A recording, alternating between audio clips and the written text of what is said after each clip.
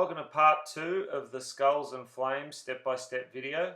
In this video we're going to show you how to finish off this particular artwork using the Trident water-based colours.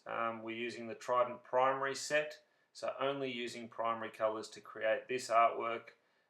We also use the same sort of methods to create the Day of the Dead Girl artwork, so make sure you check that video out as well if you haven't already. But yeah, we're going to continue on with this Skulls and Flame artwork, so it'll also show you how to create that true fire effect with just using water-based colours. So what I've done here is I've mixed up a darker tone, so using yellow, red, some drops of blue and a few drops of black, I've managed to create this darker final tone that we're going to use. So I've also added reducer, as I've mentioned in the other videos. I do like to run my paint quite thin, so just a few drops of reducer.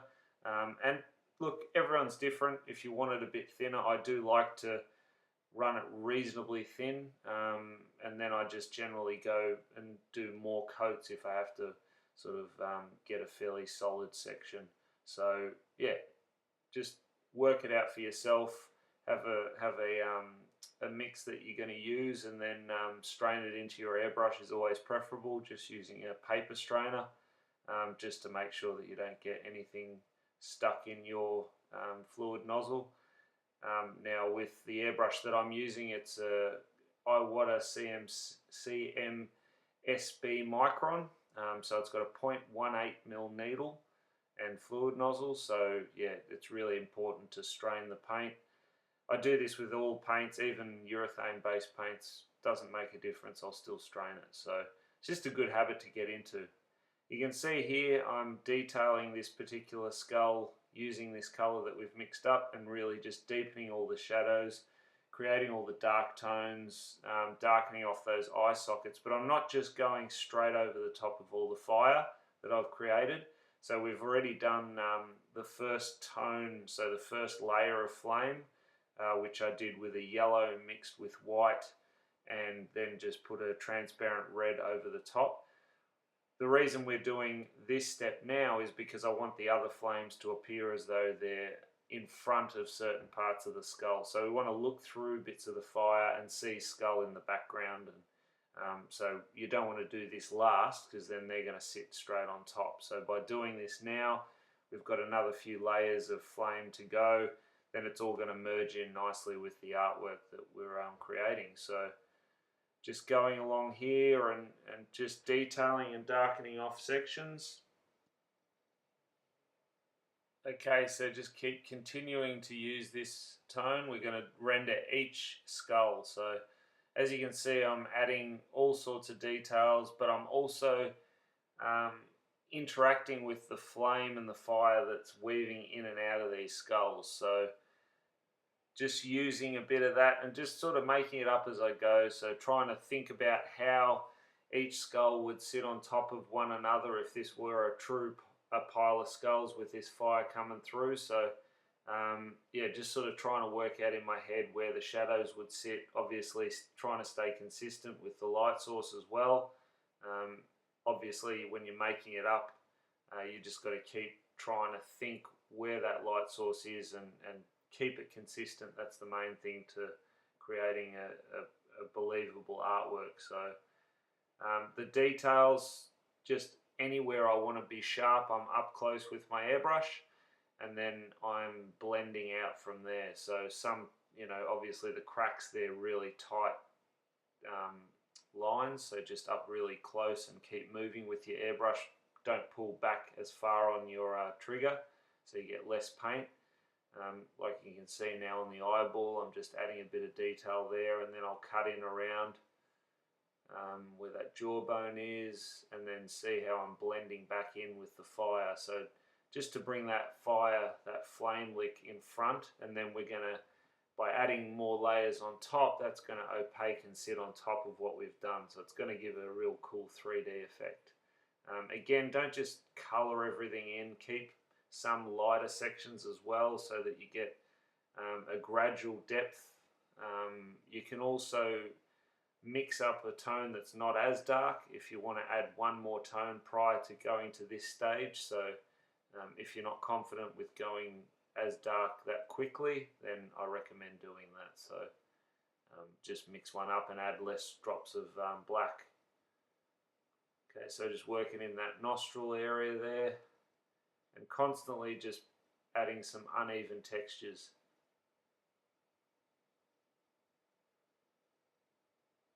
Now you can see where the texture template has created the texture, and you can see now what I was explaining to you in the first video, how this particular tone is going to opaque on top. Now because this is transparent, you get to see through this color.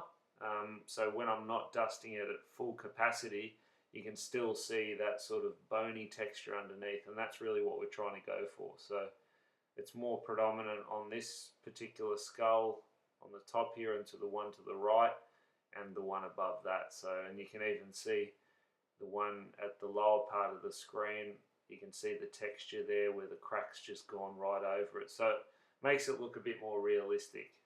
So adding that texture, I find, is a really good little way to make it look more real. You know, everyone's different, you don't have to do it. There's no real rules with skulls, so just look, make it up as you go, but yeah, just play around with it and see what sort of effects you can come up with. So just shaping the jaw bones there, and you can see I haven't just opaqued over that flame lick coming out of the eye socket. As I mentioned, we're going to do other layers on top, but I'm leaving those so that ultimately the red is sort of your background layer of flame, so we want that to sort of be our roadmap as such to where the other fire is going to go. So just working all that detail in, creating the shadows. So just take your time and build the tones slowly. Obviously around the teeth you have to be pretty sharp. Now if you're not confident with doing the teeth, you can actually use, there's a cool little trick, a cotton bud, actually the shape of it works really well for, if you hold that on at the top of the teeth, you can get that sort of nice little half circle arch, which most people have trouble with airbrushing freehand. So yeah, give that a go, it does work. So just keep rendering, adding some more cracks. I mean, you can keep going and going, just sort of you know, the more you add, tends to look pretty cool with the skulls. So the more uneven it is, the better it can look. So just working more detail in around that eye socket, again leaving that flame lick coming out.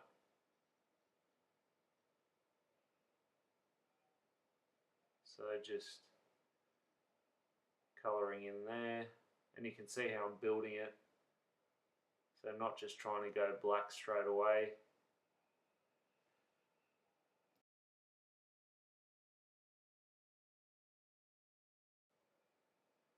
Just rendering more of those teeth. And then again, adding more texture and blending in those flame licks. So just take your time, this step takes a while. It's got to be patient. And again, if you struggle doing this freehand, or you know you're not confident, get yourself some reference photos, even references of bone texture and all different sorts of things are going to help you. Fire references if you're not confident with just doing all that freehand. So don't feel like you have to do it all out of the top of your head, because not everyone can create that. So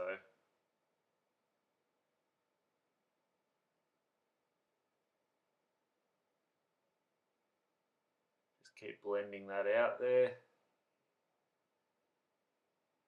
So you can see I'm working reasonably close, but then I'm blending out most of my strokes. So wherever I want those fine lines, I'm up super close, but some of the details I'll sort of bring the airbrush a bit further away and blend out.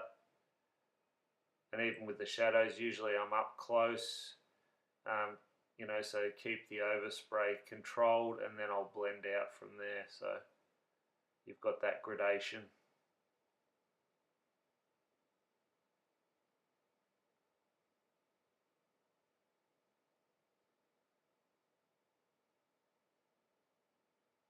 Just run a bit on the actual cranium there.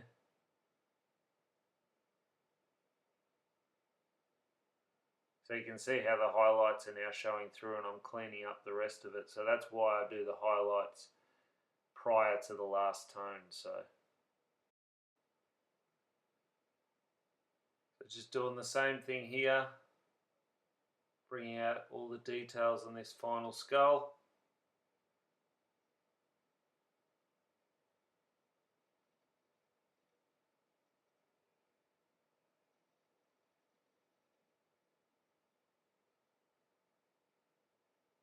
Take your time on the teeth, they're not easy. Rendering those eye sockets and then blending back off the flame licks.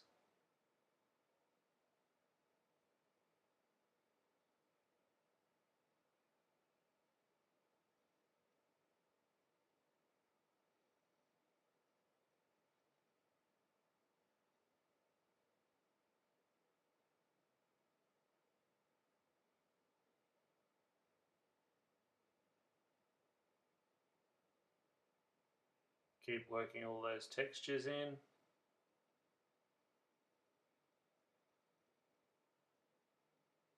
Some last little bits and pieces. Now I'm just going back, adding some extra shadows and textures and cracks. Just sort of checking over the artwork, making sure that I'm completely happy with everything. Softening any areas that I need softer, and working in, just adding more shade and tone to certain areas, because I don't tend to saturate it straight off the bat. And now that I'm happy with that, I'm going back using my original color that I mixed up, the white with the yellow, and just running another layer of flame. So you can see how I even added that highlight on the eyeball there. Now I'm not just running these flames or these flame licks all over everything. I'm sort of working with what I've already got, but I'm kind of creating another layer on top. So I'm not totally eliminating all the red. I just want to add a layer so that it sits above it, and you're looking through that and you can still see the red fire. It's just going to give it that 3D effect. So just keep layering and adding those extra flame licks. If you need to, practice on a sample panel. But you can see how that layer now, I've still allowed a lot of that red to shine through. So you don't want to eliminate everything, that's the key. And now what I'm doing is I've mixed up a little bit of orange, so just yellow and a few drops of red, and obviously a bit of reducer to make it a bit more transparent. And I'm coating over all that layer that we just completed. So it doesn't matter if you get a little bit on your red. As you can see, the overspray will just blend back in.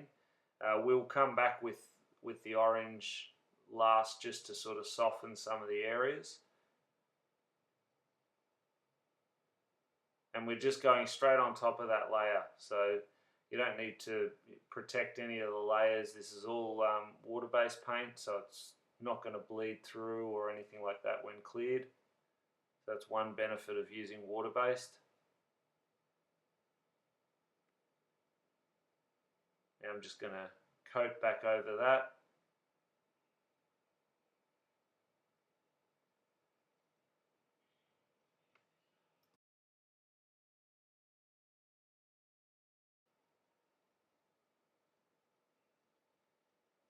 Okay, so now we're going to start to create another layer of flame on top of that.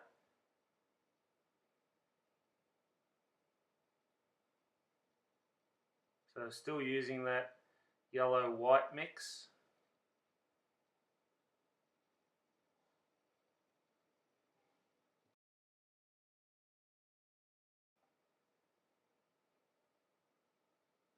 So what you want to do now is you want to actually paint less. So as each layer goes on, you're not just adding more and more and more flame. Every layer you should just be, in a sense, highlighting the previous one, if that makes sense. So you're just picking out the highlighted areas, the white spots, the bits you want brighter.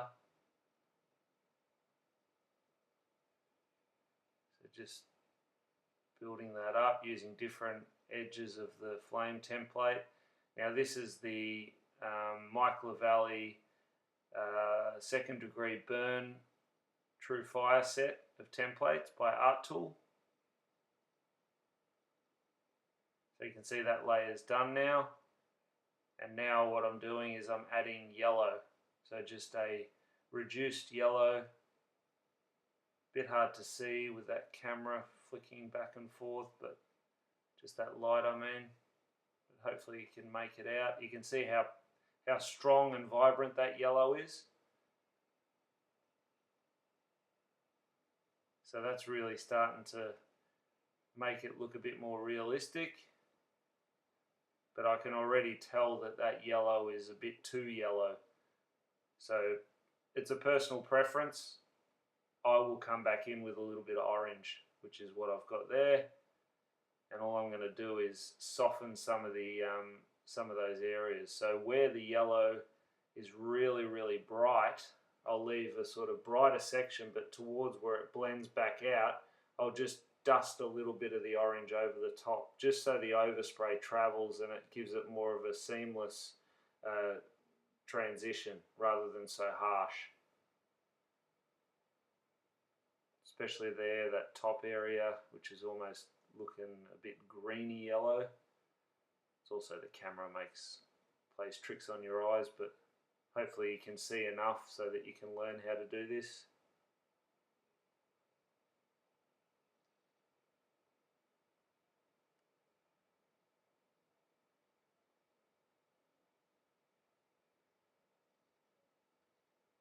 Again, don't overdo it.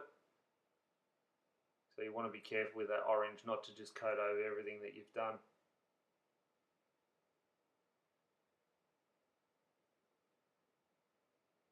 So all I'm doing now is I've switched to white, and I'm just adding that final little highlighted flame on top. Again, you don't need a lot. This is really, I do this extremely sparingly. So whenever I do skulls and stuff like this and I've got fire burning out, the white usually is the bit that is closest to, say, where the eyeball highlight is. There'll be maybe a little bit of a flame coming out of there, or even just a few little strokes just to show that there's that real gassy heat, that burning off. So you can see there, I'm not doing it everywhere. I'm just sort of picking up a couple of those little areas. You'll probably see it better when the final pictures are shown at the end of this video of the completed artwork. But remember, if you think, oh no, I've put too much white on, you can always add a little bit more to knock it back. Like when I say add a little bit more, don't add more white. What I mean is add a little bit more, say, yellow, or even go back to your orange and just neutralize it a little bit. So all I'm doing now is using that original texture effects template. I'm just adding a little bit of a border. So just using white. Sorry about the camera zoom and my elbow in the way. So just lightly dusting that on, just to pick up that edge so that when I remove the masking tape, there'll be a frame border. Just gives it a nice finishing touch for these aluminium composite panels.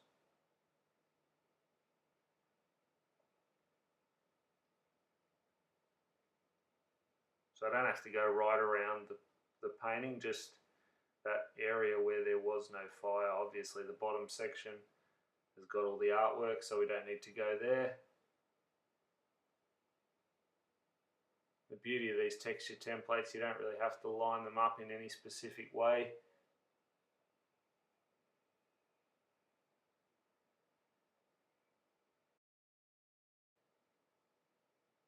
Okay, so that brings us to the end of this video.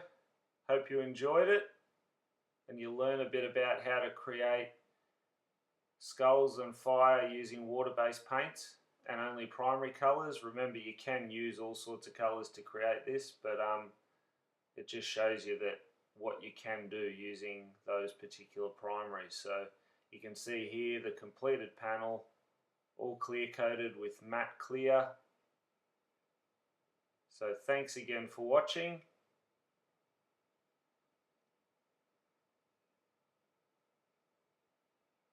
And have fun creating your Skulls and Flames artwork.